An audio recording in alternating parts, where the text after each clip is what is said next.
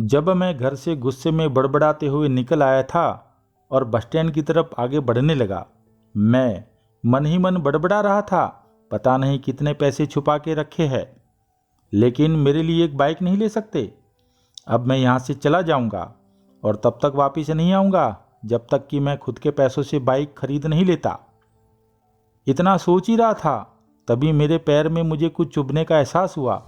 नीचे देखा तो समझ में आया कि जल्दबाजी में मैं पापा के जूते पहन आया हूँ। उन जूतों में कील उभरी हुई थी जो मेरे पैर में बार बार घाव किए जा रही थी।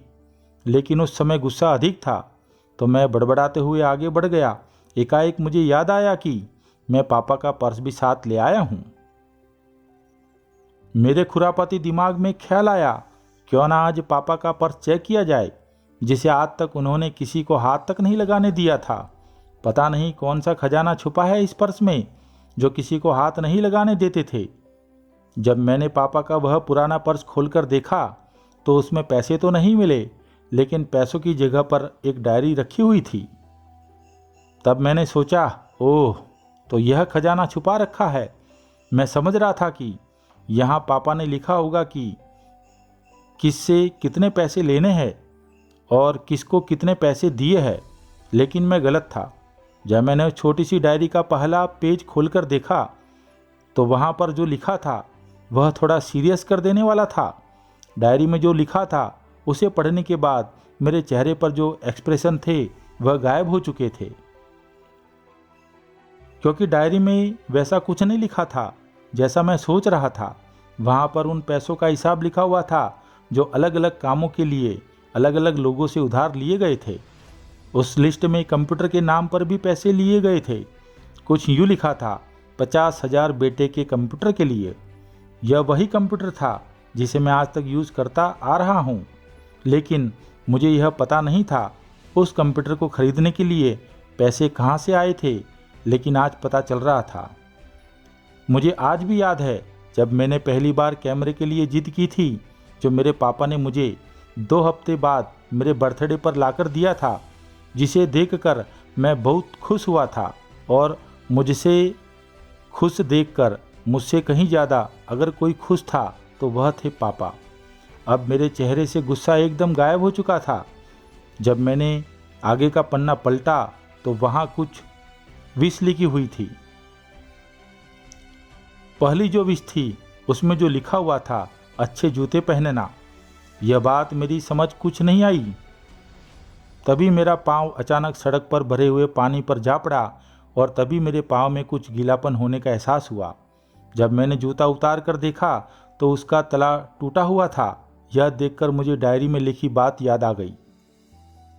तभी मुझे माँ पापा की कही बातें भी याद आ रही थी कि कैसे माँ जब कहा करती थी पापा से, अब तो जूते पुराने हो गए हैं, नए ले लीजिए, तो पापा अक्सर यह कहकर टाल दिया करते थे, जूते अभी और चलेंगे, अभी कुछ दिन पहले तो लिए थे। मुझे आज भी समझ आ रहा था कि कितने दिन और चलेंगे।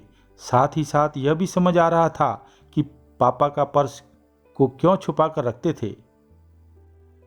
तभी इस डायरी को पढ़ते हुए बस स्टैंड पर पड़ी बेंच पर आकर बैठ गया। अब उस डायरी का आखिरी पन्ना बचा हुआ था। उस पन्ने को जब मैंने पलटकर देखा तो वहाँ कल की डेट लिखी हुई थी। तारीख के नीचे लिखा हुआ था 50,000 रुपये बाइक के लिए। बस इतना पढ़ा और दिमाग सन्न रह गया। अब मेरे मन में कोई शिकवा गिला नहीं बचा था। अब मेरी आंखों से आंसू चले जा रहे थे।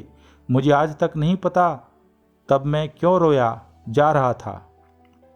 अब मैं जल्दी से घर की तरफ भागा, लेकिन जूतों की वह कील पाँव में अब तक घाव बनाने में कामयाब हो चुकी थी। मैंने जूतों को रास्ते में ही निकाल कर फेंक दिया और भागते लड़खड़ाते हुए घर पर जा पहुंचा, लेकिन पापा घर पर नहीं थे। मैं समझ गया वह कहाँ थे। मैं सीधा पास वाली बाइक एजेंसी की तरफ भागा। पता नहीं आज कहाँ से इतनी ताकत आ गई थी कि मैं भागते हुए थक नहीं रहा था, और वह भी बिना जूतों के नंगे पैर। जैसे तैसे मैं बाइक एजेंसी पर पहुंचा। पापा वहीं थे। मैंने पापा को दौड़कर गले लगा लिया और मेरी आंखों से आंसू रुकने का नाम ही नहीं ले रहे थे। पापा को समझ नहीं पा रहे थे आखिर हो क्या रहा है, मैं क्यों रो रहा हूँ। मैंने पापा से कहा, पापा मुझे मोटरसाइकिल नहीं चाहिए, आप अपने लिए जूते ले लीजिए। अब आज से मैं जो भी करूँगा अपनी मेहनत से अपने बलबूते पर पढ़कर करूँगा। दोस्तों बस इतनी सी ये कहानी थी।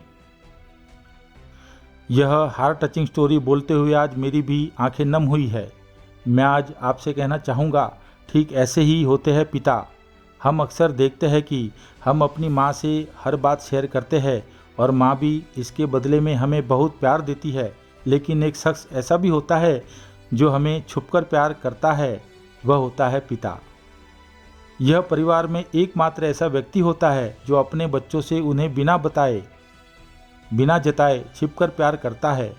खुद की इच्छाओं को मारकर बच्चों के लिए सपने देखता है और उनकी खुशी में ही खुश हो जाता है। मुझे नहीं पता कि आप अपने पेरेंट्स की इज्जत करते हो या नहीं, लेकिन अगर आपके पास पेरेंट्स है तो आप बहुत खुशनसीब हो, क्योंकि इस दुनिया में बहुत से लोगों को तो पेरेंट्स का प्यार भी नसीब नहीं होता।